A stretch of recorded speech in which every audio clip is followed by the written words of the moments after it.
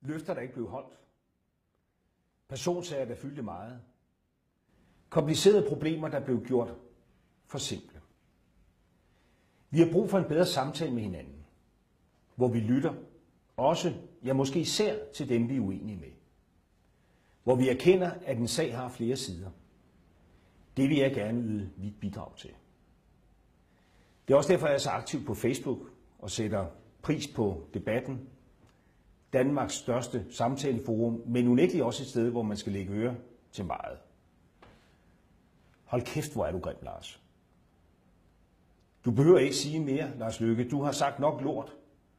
Utrolig nogen kan stemme på dig, løgnhals. Jeg har da ikke mødt et større fjols til at regere vores land end dig, Lars. Tag at give plads til en, der har forstand på, hvad vores land har brug for. Så kan du sidde i et hjørne og pilletere og drikke din dyre rødvin og hæve din fede check hver måned, mens andre kan gøre det arbejde, du skulle have gjort. Er der engang viser lille Lars sit sande ansigt. Han ligner stadig en lille, utroværdig orne. Ud med dig. Prøv at tænke på Danmark, tyskersvin. Hvorfor brokker Lars Løkke sig over svage kort? Hans politiske karriere har bestået i at bluffe sig igennem med 2'ere og 5'ere. Der er et japansk ordsprog, der lyder: en frø i en brønd kender ikke det store hav. Lars Løkke Rasmussen, han fatter ikke kvæk.